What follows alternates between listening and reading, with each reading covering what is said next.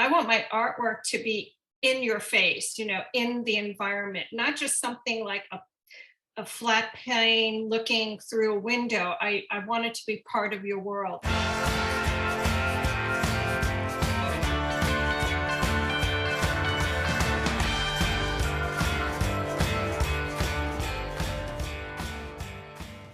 My sculptures are about confronting the unsettling engagement of human alterations to land and earth. I am inspired by science and ecological systems that represents an interconnectedness in the world we share. I love this quote by my guest today, a very talented painter, Shelley Heffler. Hey listeners, Happy New Year.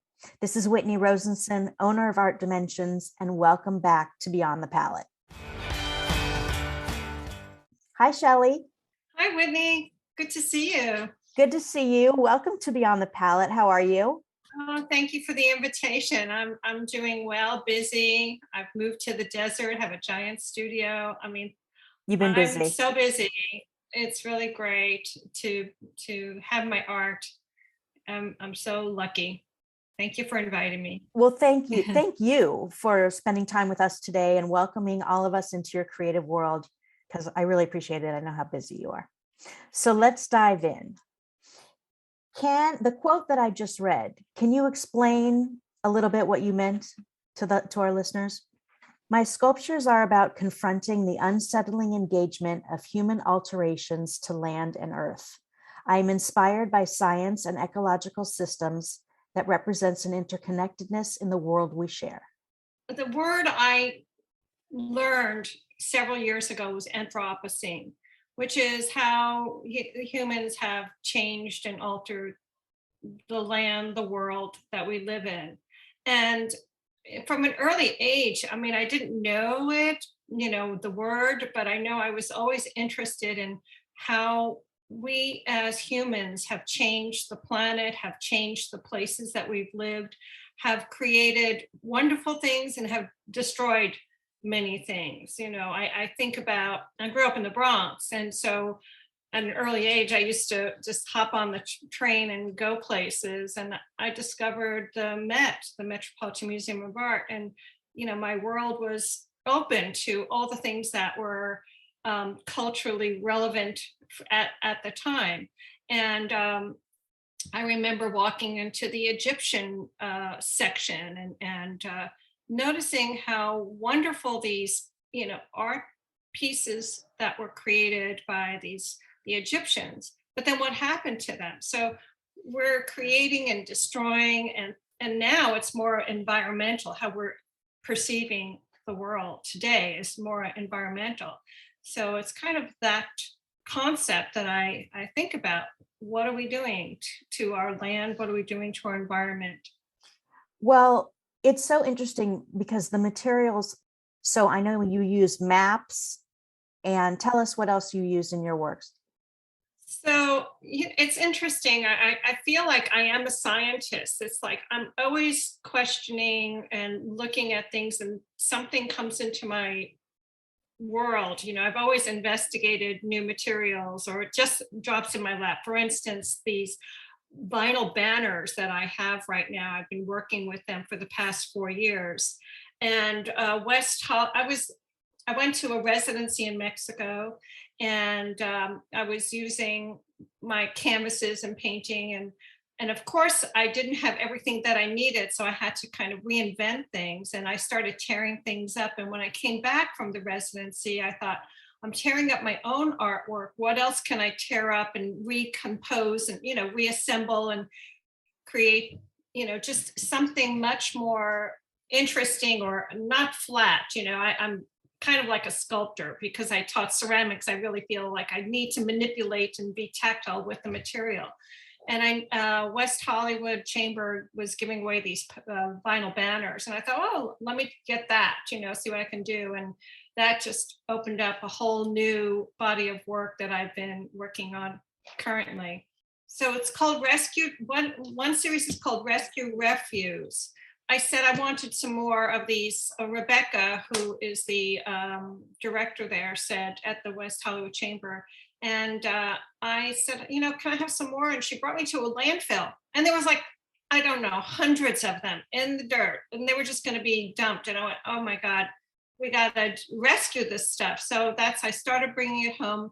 And I was like, what am I going to do with this? Ripping it up. And I was looking at John Chamberlain's work, because he uses metal, and, Sam Gillian's work comes to mind, just a new way to take the material and reincorporate it into something, engaging. And I love the manipulation of it. And now I'm weaving them, I'm cutting them up and weaving them. And, Anna Stewie comes to mind when I start doing my weaving. They're so beautiful, and they're almost wall sculptures because they're three-dimensional, but they pop off the wall. And would you consider yourself a sculptor or a painter, or both? I consider myself both, but wall sculptures really kind of take on a better description of my work. I do flat paintings, but after I'm painting things flat, I just need to make them more dimensional. And I also feel, again, getting back to that idea of what we as humans do to our planet, our earth, our environment. I want my artwork to be in your face, in the environment, not just something like a flat plane looking through a window. I want it to be part of your world. So the paintings, the sculptures protrude and they come out into the picture, off the picture plane, off the wall, and it intrudes. It becomes part of the space that you're living in. Yeah, they do. They're so cool. They pop. How long have you been an artist, or how long have you been sculpting and painting? Oh my God. So I don't remember never not being an artist. I just always know I've drawn when I was little. I used to take tissues and make flowers, and whatever. My mother knitted, and just that idea of tactility of material. So I love drawing and painting, but I think I've always been a kind of materials person. How can I push the boundaries of whatever I'm using, whether it's the vinyl or canvas, clay, glass, metal, maps, definitely maps. What can I do more with maps? And I love your map pieces. They're called, what is that series called? Maps of the Imagination. Yeah, tell us about those. So those pieces I was teaching ceramics for many years, and I just was getting ready to retire from teaching. What am I going to do? So I was thinking, I'm going to do ceramics, but no, I just couldn't. For me, I needed something more fluid. So I started doing these paint pours on wood. Actually, because I used to be a wood sculptor. I used to use wood, but I was just doing it on wood, and they started reminding me of maps. And then I started researching what maps are. Some of those old maps, if you look at them, they're not real. There's boundaries. We could see what real maps are from, now we have, the NASA's view of Earth, and we could see what it is. But, ancient people, cartographers, they didn't know what, dimensions were. They just drew. Here's here's the shop, and over here's that. Right. So it wasn't, and boundaries also change, so where once was, one line of demarcation for a country, it changes. So I feel like my maps have that kind of morphing quality to it. Yeah, they do. They're not static. And you apply the paint on top of the maps, right? And you also manipulate it. Right. So I have paint, I have maps, I have, again, it's very manipulative of material. So I start using the material, whether it's the paint or the paper or whatever I'm putting into it. They're so cool. They're so cool. I want to mention your website so that people can take a look at all of these. You've got, 8 or 9 different series of works. So it's shelleyheffler.com, which is SHELLEYHEFFLER. So everyone be sure to take a look at that. What inspires you to paint or to sculpt? Just in general, what inspires you? I see things, and but the material I'm working with right now, I'm preparing for a show in West Hollywood Library, and it's using the vinyl. So I'm looking at the materials that I have, the colors, and I'm just kind of working with those materials to see how I could push it. I look around the environment. I'm really very drawn to colors and shapes that always sticks out in my visual. And so I need to be able to be doing those kinds of things, pushing those boundaries. When is the show at the West Hollywood? It's at the West Hollywood Public It's Library, going to right? be in April.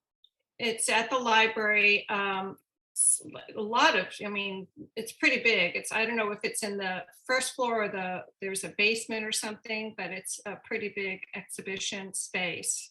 So Great. I'm excited about that.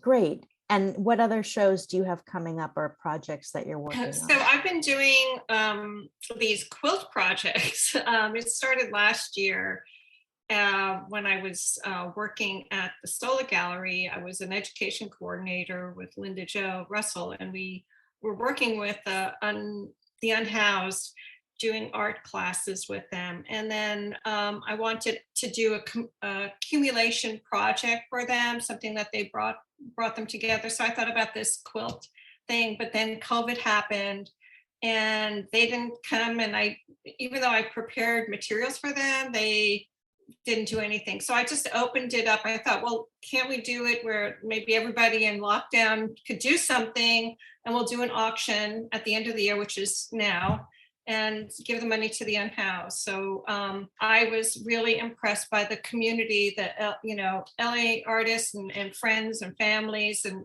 the community of LA that just stepped up and created 130 pieces.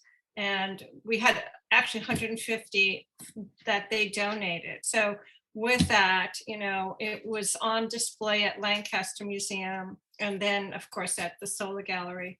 And then I was offered to do an artist in residency at the Inglewood Rogers Park, and it was an NEA grant. So I just completed that project, and people actually came. We have a wonderful Inglewood art. They weren't artists; they're just community quilters. They saw the word quilt, and they all thought, "Oh, we're going to do quilts," but it wasn't a real quilt. It was art, and it was about it takes a village, and it's amazing what they created. And so we're going to have an exhibition of their work in January at Rogers Park, and in February at the Inglewood Library. So those are the things that are coming up. So exciting. And I want just everyone to know that each of those should I call them panels? Each of those panels of the quilt are 12 by 12. Are they 10 by 10? Yes. 12 Yes. by 12. 12 by 12.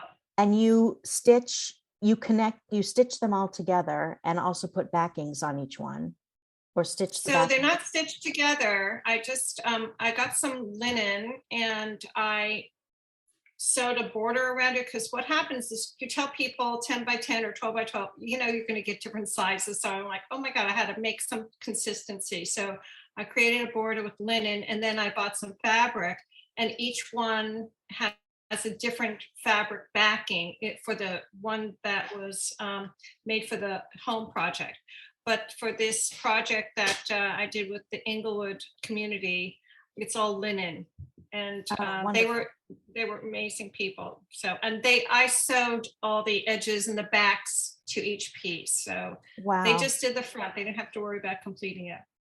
Oh, it's so. And I'm not a sewer. No, now maybe now you are a sewer. Do you have any advice for emerging artists who might be listening to this podcast? Yes. Follow your heart and your vision. I remember I would talk to a teacher. I have a couple of teachers or people. I say, I have this idea. I want to do this thing. How, it's like, I thought of the ending part. I couldn't figure out how to get there. And the teacher said, you can't do that. And I thought, well, I thought it, I have the vision of it. What do you mean I can't do it? And so it really just irked me. Like that challenged me. And I think a lot of times you get stopped as an emerging artist because you're trying new things and you're not sure. Just go for it. You're going to come up with something. Just because somebody else can vision it doesn't mean They can it can't be execute done. it. Yeah. Right. If you could see it in your head and you have a vision for it, it can be done. You just have to find your way. It's great advice. That's my advice. This is something else about stopping. Do you ever get painter's block? And if so, how do you deal with it? Yeah, I've gotten that. Sometimes, I go to the studio every day, and right now I'm working on this community project, but I'm still working on my own art. And I moved, so there's this huge gap between what I was doing before I moved and now as I'm kind of settling in. And I do feel a little like, oh, who am I? What was I doing? And I just take material, I start painting, I just go for it because it is scary when you're faced with a blank canvas and you just go for it because I always think this is not brain surgery. No one's going to get hurt. just That's just yeah. keep working. And keep using those materials and getting them to get something Or down on the canvas. finding something. Sometimes I do listen to podcasts all the time, and I read about art and or other, see what else is going on in the world. I mean, the world is our canvas, isn't it? Yeah. Yeah. I wanted to ask you about your skins series. So this series is also on your website. So I hope everyone takes a look at this. This is called Skins from 2016 to 2018. And they are created from dried acrylic pieces collected from all your painting processes. And they are they are symbolic of the oil spills that are contaminating the Earth's land and waters. Why do you only use acrylic paint for this series? And how do you tell me a little bit more about these pieces and how do you feel about making that statement about oil spills and contamination? Oh, that's a great question. I love this series, and I want to do more of it. So I was getting a lot of these paints from different paint factories, and they're house paints, basically house paints. And some of them didn't smell really well. So I started just pouring them out. And I was thinking of like Helen Frankenthaler and who just did those spills, and Linda Bengalis, how she used those materials for those acrylic. And I thought those are so gorgeous, And so I just started using it. And again, the smell of the paints were kind of rancid. And I was living near Inglewood, and there's all those oil derricks, and there's sometimes that smell of the oil is there.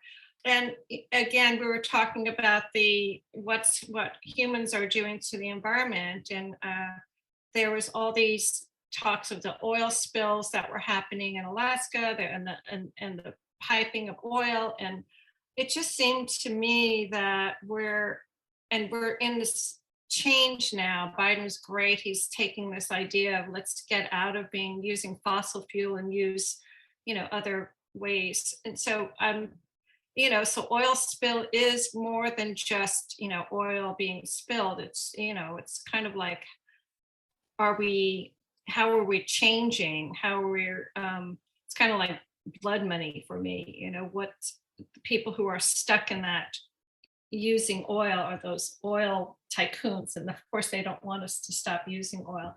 So there's like for me there's a lot of different meanings to it. The pieces are so beautiful. Thank you. They're three-dimensional too. They're not just flat, they're layered. Okay, I'm glad you said that, because the images that I'm looking at, they look somewhat layered, but not tremendously, but you're saying they are really layered. So cool. So cool. All right. I have a few questions that I want to, just fun questions to wrap up with. What's your favorite color? Green. Green soothing. It is soothing. Yeah. And so is your favorite season summer, fall? What would your Summer. yeah. Yeah, I love summer. What's your favorite music? Do you listen to music when you're working in your studio? I do, but mostly books on tape. I never had anyone read to me when I was younger. I mean, I'm not a big reader, but oh my God, these books on tape opened up the doors, and I could, listen to these actors who are reading these wonderful, thick, dense books that I would never read myself. But it's just kind of opened up another world for me because I'm hearing, stories that I really, That stories that resonate. yes, yes. And what's your favorite food? Well, I love vegetables. I love vegetables. I'm not a sweet eater. I love making sweets. It's so beautiful. I love watching those cake shows. It's sculptural. It's gorgeous. But I love savory foods. Cheese is like one of my favorite foods. Cheese Yeah. on everything. Who doesn't? Yeah, cheese is the best. What's your favorite time of day to create? Or do you have a favorite time of day to create? Well, I get up early, but I've been like lazy and just, staying in the house and just getting things together. And I don't get to the studio till 11. So, about 11 till run out. Till I always, I go there, I always have like a goal in mind. If I'm not working on a project, it's like, okay, I'm going to prepare something or do something to that Yeah, effect. fantastic. So you go to your studio every day? Every day. Friday, Saturday, Sunday, Oh my gosh. Monday. And where in the desert is your new place? Oh my God. So I feel so lucky. I've got this huge studio. It's bigger than my house. It's 1,800 square feet. It's at I know, it's Perez. It's called the Perez Design Center. It's on Perez Road in Cathedral City. And there's other artists that are in this. It's kind of like a strip mall. And there's artists there and, photographers, there's furniture, it's like a whole little center. And oh my God, and I got a gallery in the front. So I want everyone to come visit. I really would love to invite artists to show their work because I'm preparing the front part. I have a little work to do on it. The warehouse is just amazing. I've got a couch there. I'm ready to like stay there overnight if I have to. Is it called the Shelley Heffler Art Space or? Yeah, it's just Shelley Heffler contemporary art. And Awesome. so I had to put a sign out. There's a place called Inca Graphics, and Dennis, who owns it, Dennis Dinka. So he's making a sign for me, and he says, you should put your sculpture on the sign. So I went, really? So I have two big sculptures hanging off my sign. So I'm like, oh my God. And yeah, they're dimensional. They're yeah. not. Oh my gosh, that sounds awesome. Yeah, it's fun. Fantastic. Shelley, this was so fantastic. Thank you so much. Thank you. Oh, my pleasure. And I highly recommend all my listeners to check out Shelley's incredible pieces on the Art Dimension site, which is artdimensionsonline.com. You can also follow us on Instagram at Art Dimensions and at Shelley Heffler. And again, take a look at Shelley's website, which is beautiful, shelleyheffler.com. Okay, everybody, thank you again for listening to Beyond the Palette. And to Shelley and everyone out there, happy hump day. And as always, happy creating.